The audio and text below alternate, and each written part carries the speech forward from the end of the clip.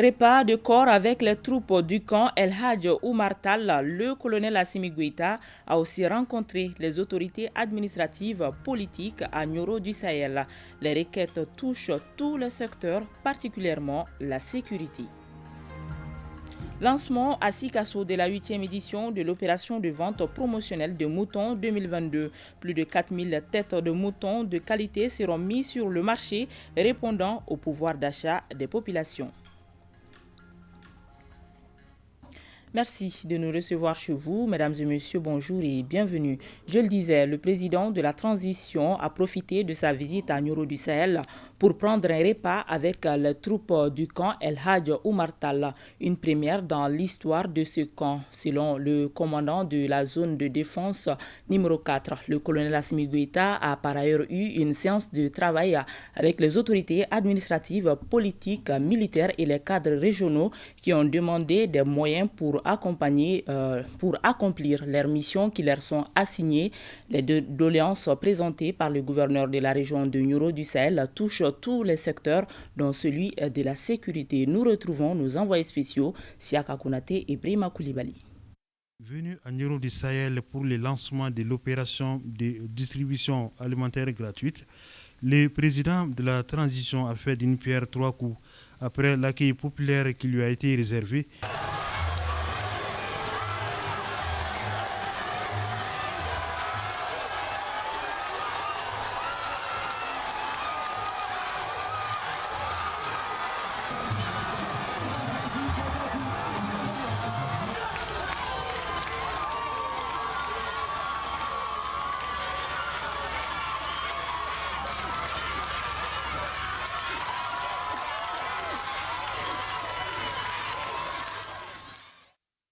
Le colonel Assimi Goïta a rencontré les autorités administratives, politiques et militaires et les responsables des services techniques pour échanger avec eux sur leurs conditions de travail, les difficultés auxquelles ils sont confrontés.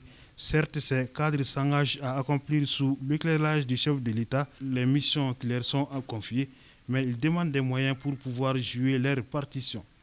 Les priorités de la nouvelle région sont nombreuses, parmi lesquelles le renforcement de la sécurité, toutes choses qui passent par la réalisation d'infrastructures pour les forces armées et de sécurité.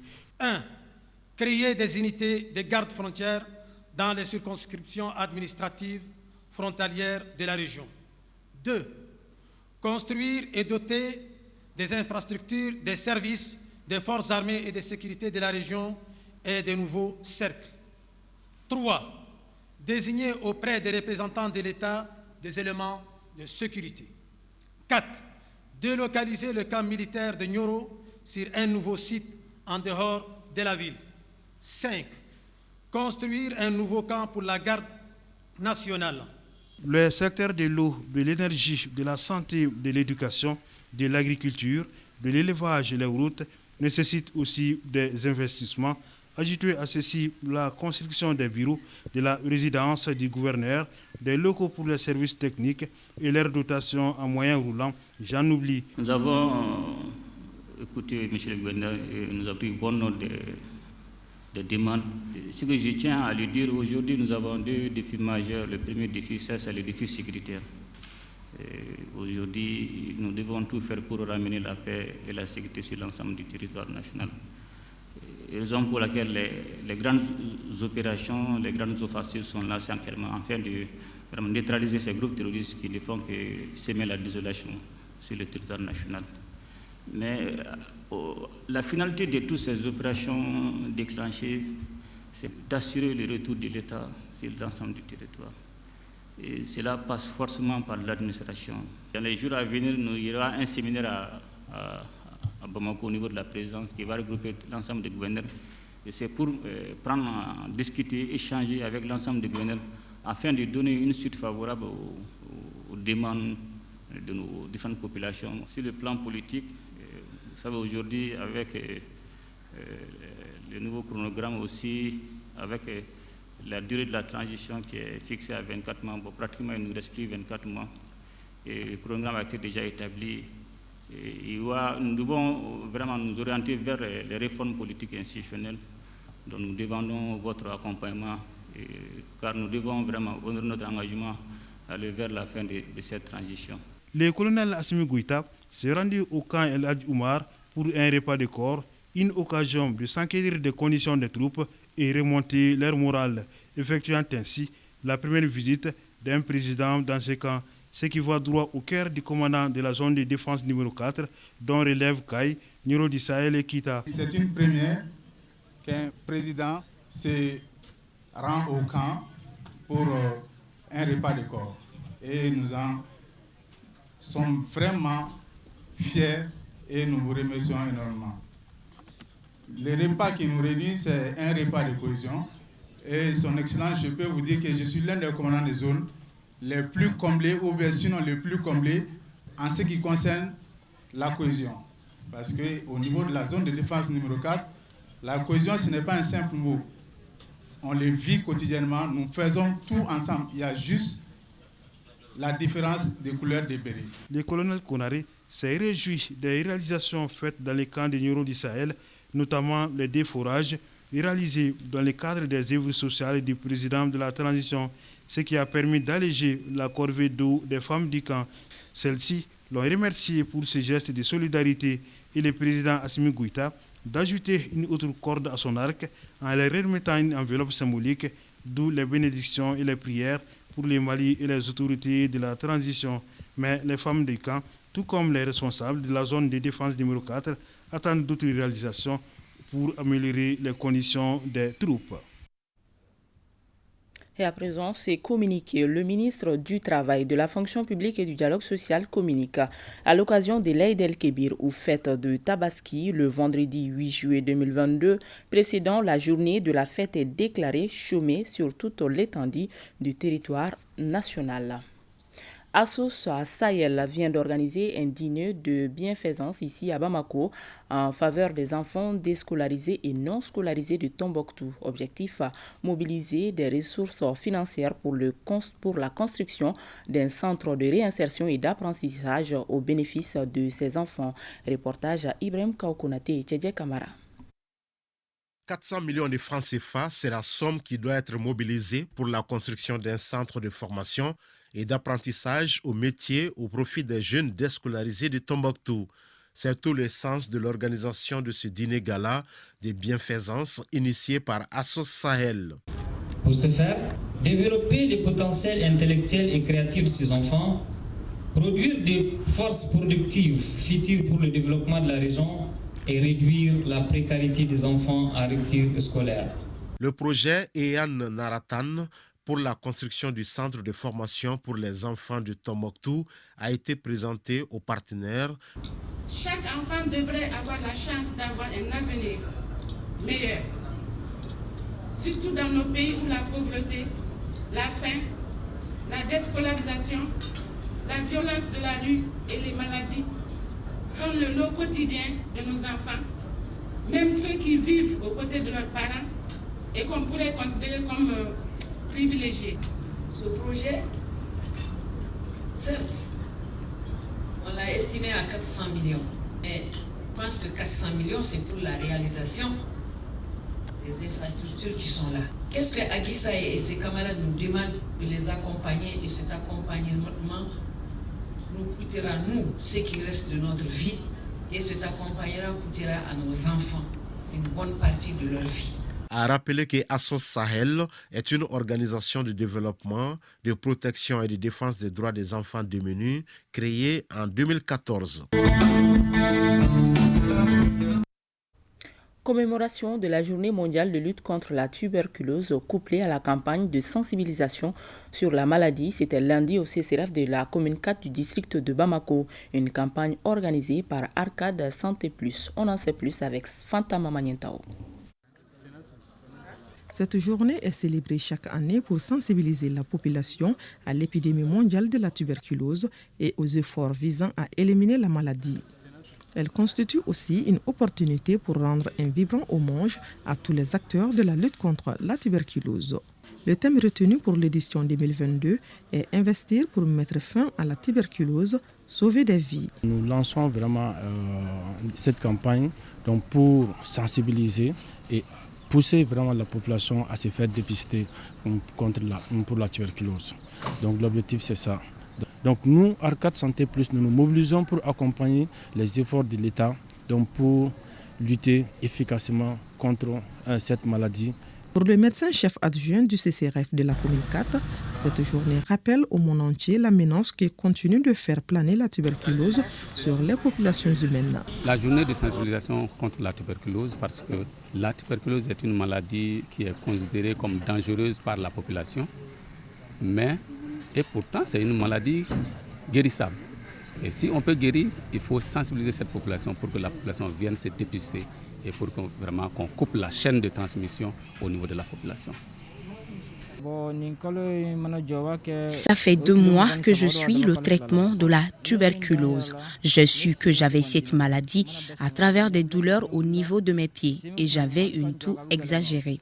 Les médecins m'ont déconseillé de l'eau fraîche et plein d'autres. Grâce à Dieu, aujourd'hui, ça va beaucoup mieux.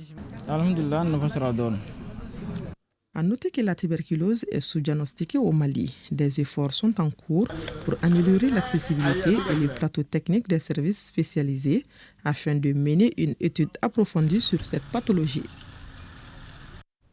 Direction à présent Sikasso où a eu lieu le lancement de la 8e édition de l'opération de vente promotionnelle de moutons 2022. L'objectif visé cette année est de mettre sur le marché plus de 4000 têtes de moutons de qualité répondant au pouvoir d'achat des populations. L'opération est organisée par le ministère délégué auprès du ministère de l'élevage, de développement rural chargé de l'élevage et de la pêche sous l'égide de la direction régionale des productions et industries animales. Compte rendu Yurubala Diabati et Amadou Dolo.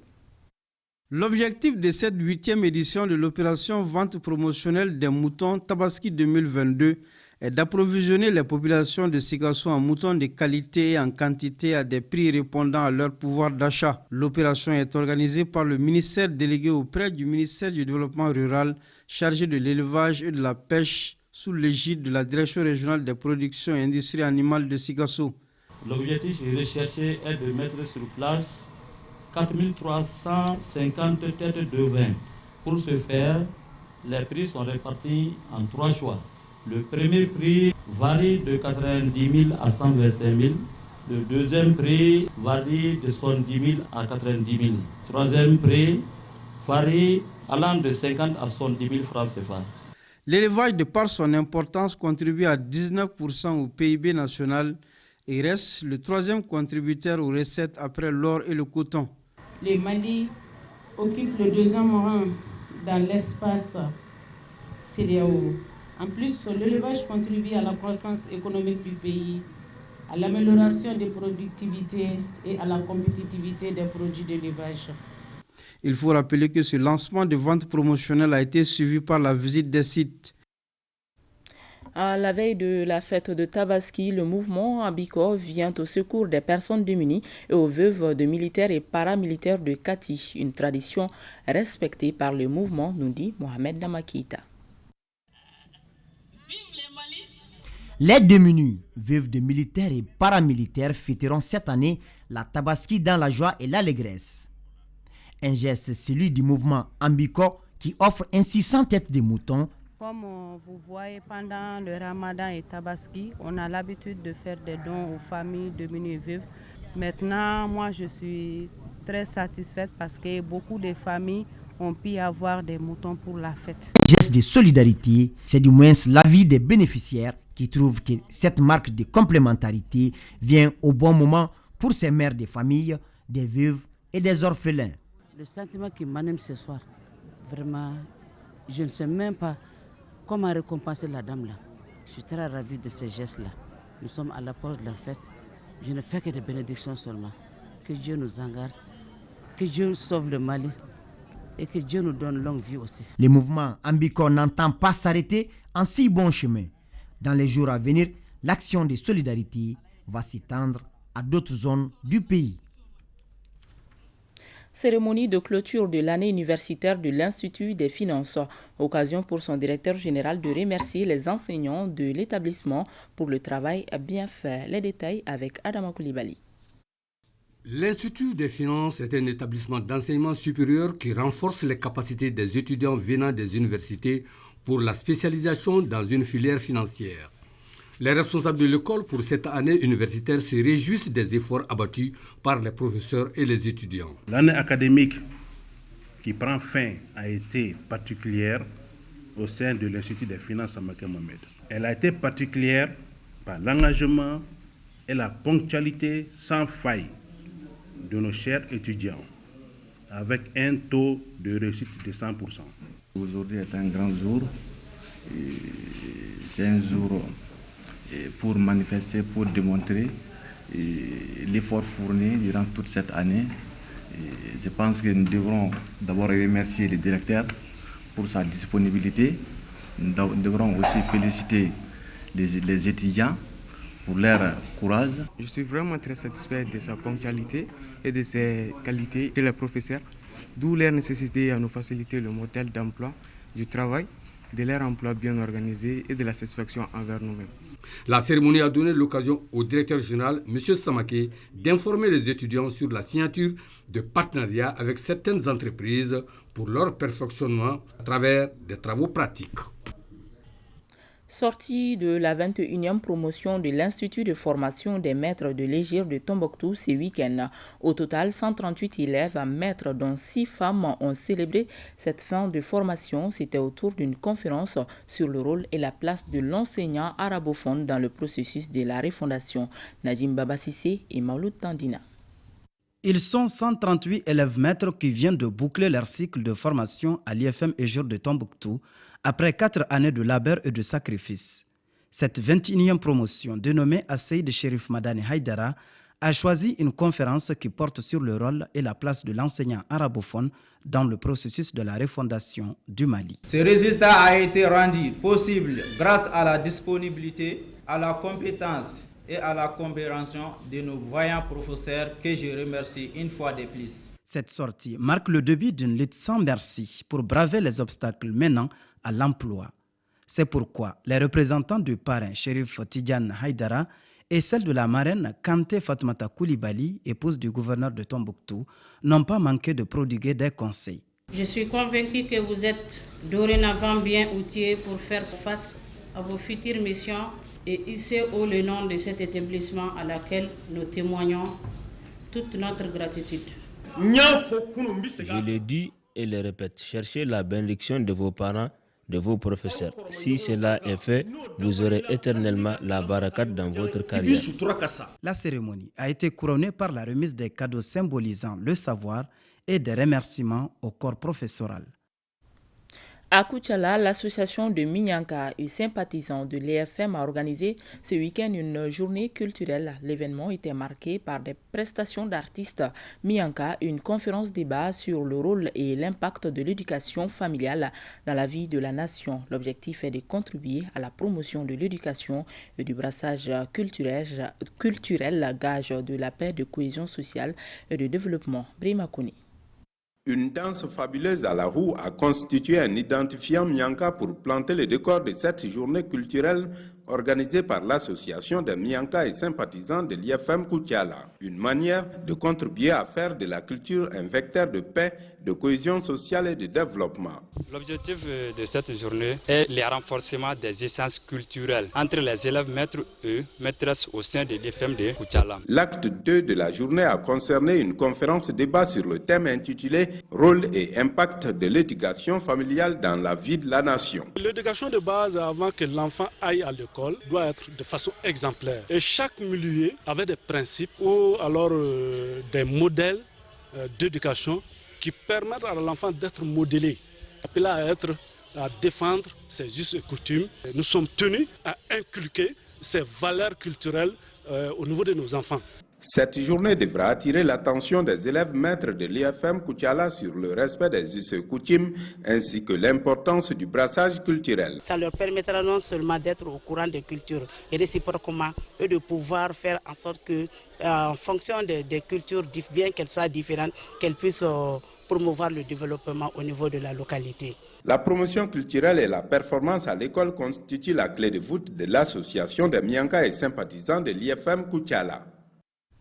Le groupe Agoratoire, structure de soutien aux couches marginalisées en association ONG locale, lance la deuxième phase de son projet Now Nous, des activités qui sont soutenues à travers le consortium de l'Agoratoire, l'ICAM et Voice. La directrice de l'Agoratoire donne ici des informations sur les missions assignées à sa structure. Aïchata Adjara, directrice de l'Agoratoire, est au micro de Adama Koulibaly. Notre mission, c'est la promotion des arts culturels, surtout l'islam, la poésie, les théâtres et beaucoup d'autres disciplines artistiques. Nous avons officiellement lancé l'appel à candidature du prix Naonu. Le prix Naonu, qui est un prix initié par le programme Voice, qui s'est contractualisé avec Agoratoire pour l'exécution du projet. Et Agoratoire a un consortium avec ICAM de Ségou. Nous avons tenu à assister le projet, surtout côté formation, côté remise des prix, côté communication du projet. Au début, on a eu 16 projets, mais on a eu à sélectionner 10. Quels sont vos partenaires et quel lien avec ces partenaires? Bon, nous avons à Agoratoire, on a beaucoup de partenaires, mais plus spécifiquement sur ce projet, nous avons le Lueur d'Espoir, qui est un centre d'accueil des enfants en déficience intellectuelle. Et aussi, nous avons Amaldiam aussi, qui est le même centre. Ces deux centres-là sont des partenaires techniques du groupe qui nous aident aussi surtout à réaliser nos projets avec les personnes en situation de handicap. Financièrement, nous avons le programme Voice qui est là, nous avons l'Union européenne. Deuxième semaine de vernissage dénommé Culture au féminin, c'était vendredi dernier au bord de l'eau à Sébenikoro en commune 4 du district de Bamako. Il s'agit d'un projet qui fait la promotion des œuvres culturelles des femmes artistes, plasticiennes, photographes, entre autres. Durant une semaine, 4 femmes exposent leur savoir-faire. Pour plus de précision, écoutons la directrice du projet Culture au féminin, Bibi Samake, est au micro de Souleymane Sidibé. Elles sont 4 femmes à exposer leur savoir-faire lors de cette première édition du projet Culture au féminin. C'est une initiative de l'association culturelle africaine Culte et l'espace Walaha. C'est un projet large qui va partir de Gao jusqu'à Wele-Sebougou. Bamako, Ségou, Badjangara, San, etc. Mopti. Nous espérions apporter cette expo un peu partout dans le Mali et même dans les sous-régions. Mes photos sont de façon culturelle, c'est plus la culture. J'ai fait beaucoup d'œuvres qui ne sont pas que Touareg, Dogon, Tamashek. J'en ai plein et elles parlent plutôt de la cohésion sociale et de la valorisation de la culture également. Le projet est soutenu par l'ambassade de la République fédérale d'Allemagne au Mali. J'ai vraiment tenu à venir ce soir parce que souvent on ne parle que des grands problèmes politiques et des grands sujets de crise, mais c'est la culture qui fait la différence. Et je pense que la culture malienne a beaucoup à offrir, beaucoup de réponses aussi aux grands défis. Ce soir, je pense que c'est une soirée d'espoir. Parce qu'on voit que la société malienne essaie de se retrouver et essaie de donner des réponses aux défis. La première édition de la culture au féminin prend fin le vendredi 24 juin 2022 à l'espace Walaha. Voilà, plutôt un reportage complet signé Souleymane Sidibé. Je rappelle que le ministre du Travail, de la Fonction publique et du Dialogue social communique à l'occasion de l'Eid el-Kébir aux fêtes de Tabaski le vendredi 8 juillet 2022, précédant la journée de la fête est déclarée chômée sur toute l'étendue du territoire national. Et c'est ce qui met fin à ce journal que j'ai eu le plaisir de vous présenter. Merci à toute l'équipe de réalisation et à vous de l'avoir suivi. Excellent après-midi à tous.